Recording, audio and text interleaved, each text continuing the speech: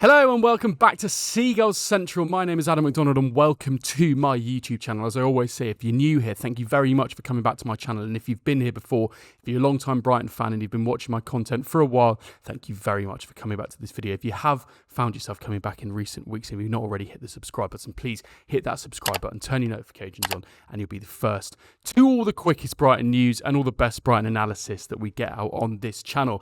Guys, a disappointing defeat to Bournemouth on Saturday at the Vitality. Another brilliant away day for Brighton fans. You know, the away end was absolutely bouncing. You think about how small that stadium is. You could really feel the atmosphere. The atmosphere in the end was amazing.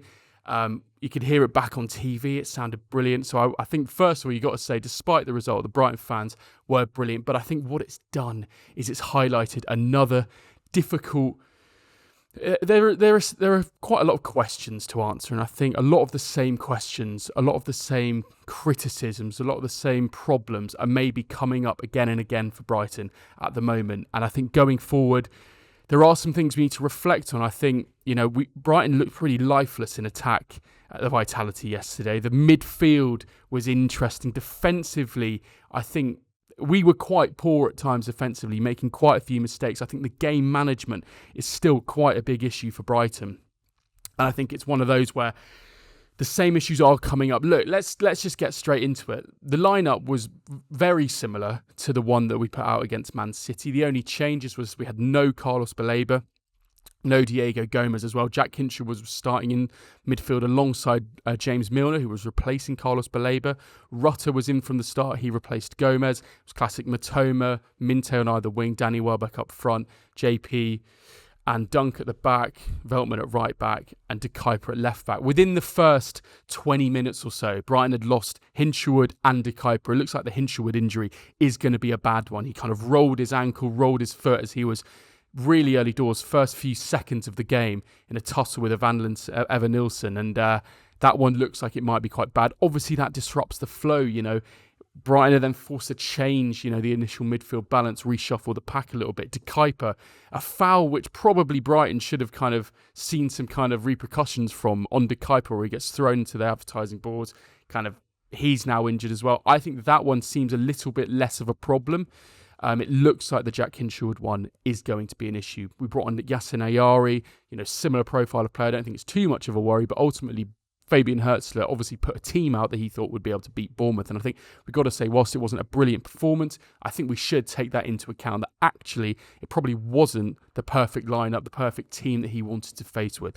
Look, no Carlos Baleba in this game, and I think James Milner, to be fair to him, had a pretty decent game. In a game where everyone was pretty lifeless, no one was brilliant, I thought he did bring a bit of calmness, he brought assuredness, he brought that technical, that leadership element that he can bring.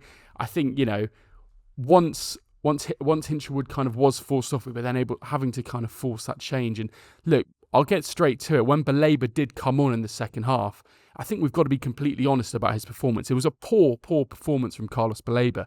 And another one in a string of performances recently where we've not seen Carlos Baleba at his best, you know, really since the start of the season. Now, the excuse, the reasoning, the circumstances I've been given, you know, in my videos when I'm talking about Baleba is I don't think it's one of those where his head's been turned. I genuinely don't. I don't think Brighton are in a position where he was ever particularly close to a move away. I don't think he's that kind of person or player, and I think now the window's shut, that kind of excuse seems a bit ridiculous. However, I do think he missed a lot of pre-season. I think maybe that lack of sharpness, lack of readiness, maybe plus a bit of the mental aspect as well, the lack of momentum, poor form. He's still a very young player as well.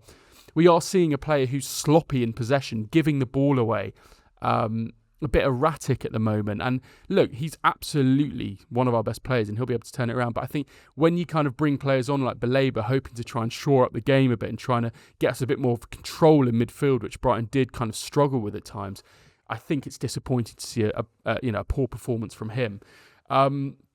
Look, in terms of the way Brighton were playing, I think Brighton did look pretty. You know, we showed you know, good flashes. We showed good moments. Obviously, the Mitoma goal was a very good goal. You know, brilliant cross on the right from minteh. Very nicely worked from the Albion, to be fair to them.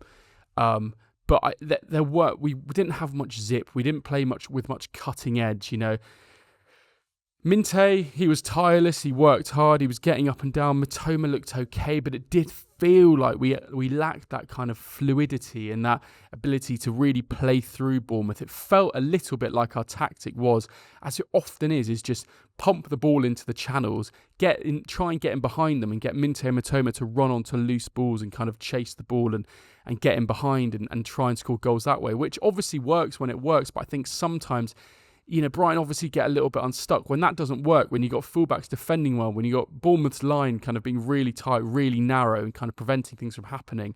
I think it does, we did lack a genuinely proper attacking threat, and I think we've got to mention that. I think, my personal view is I think yes, we've had some good results. The Man City result was brilliant, but I do have a slight concern that maybe Hurzeler's not getting the best out of this team. I don't know what you think.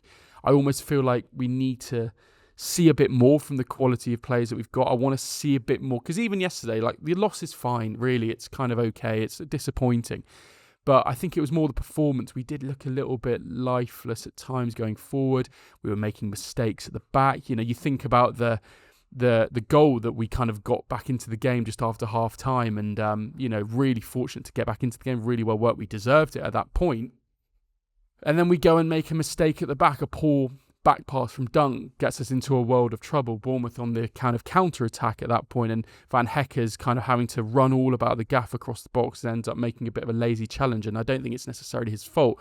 Yes, it's poor defending, but we were put in a position that wasn't brilliant in terms of having to, we created a rod for our own back in that sense. So, I do think there are many things that Brighton need to get better at. I think, we need to look a little bit better in attack. I want to see our pattern of play. I want to see our build-up. I want to see the way we build attacks look a bit more cohesive, because it did feel yesterday like it was just a hit and hope job in terms of getting the ball into the attackers and trying to just, get Minteh and Mitoma to create moments of magic. Welbeck, he wasn't particularly the problem, but he didn't exactly kind of offer much of a solution going forward. I'm just getting my notes here. Obviously, we saw Stefanos Tsimas. He obviously got his Premier League debut. Obviously, we saw him in the Carabao Cup go on for a few minutes. We saw him properly get his debut. He showed flashes of energy. He showed, ability to get in behind. He showed an eagerness, a willingness. But, he didn't really do much. And on the flip side, Bournemouth, with their kind of teenage defender that they had, that Milos Savljevic, whoever his name was, looked brilliant. And I think, that probably kind of summed things up for Brighton in terms of the differences. So I think going forward, the cup game in just over a week's time against Barnsley is going to be a good opportunity to obviously see more players. Maybe some more players will play their way into the team. I did find it really surprising that Gruder didn't get a start in this game. I think we've got to see him starting now, and I don't get why we're not. He thought it after the Man City game. I think in this game as well, he comes on, he plays well. I think we want to see more of him, don't we? Why is he not starting? I think in terms of making a more fluid, composed, quality build-up play in attack, I think he's got to be part of that. He's got to be part of that. So hopefully we'll see him against Tottenham next week. Look, I feel more confident in terms of playing Tottenham next week. I think they're a kind of team that I feel like Brighton probably, we might get a poor result against Bournemouth, but then we'll go and beat a Tottenham at the Amex, and it might be like Man City again. But I want to see a bit more cohesion. I want to see a proper style of play, of attack when we're playing, and it just feels a little bit disjointed. But yeah, let me know in the comments, how disappointing was it for you?